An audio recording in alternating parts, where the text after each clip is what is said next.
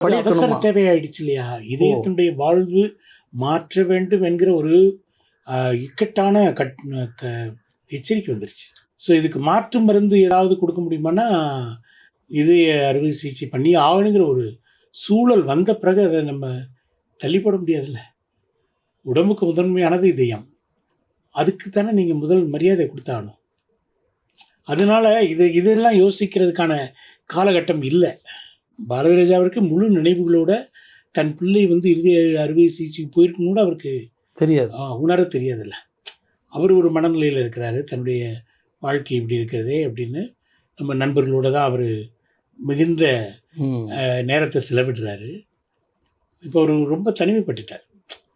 அது படுக்கையில் இருக்கிறதுனால ரொம்ப தனிமைப்பட்டது வந்து அவருக்கு வந்து மரணத்தை சொல்லும்போது கூட அவர் வந்து எப்படி அது உள்வாங்கினார்னு எனக்கு புரியல.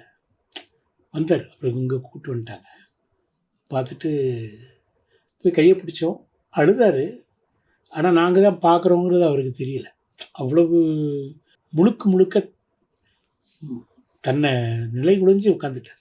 என் பிள்ளை எப்படி பேசுவான், என் பிள்ளை எப்படியெல்லாம் இருப்பான், என் பிள்ளை எப்படி நடப்பான், எப்படி சொல்லுவான், என்ன பேச்சு பேசுவான், இதெல்லாம் புலம்பிகிட்டே இருக்கிறார் அங்கே உட்காந்து.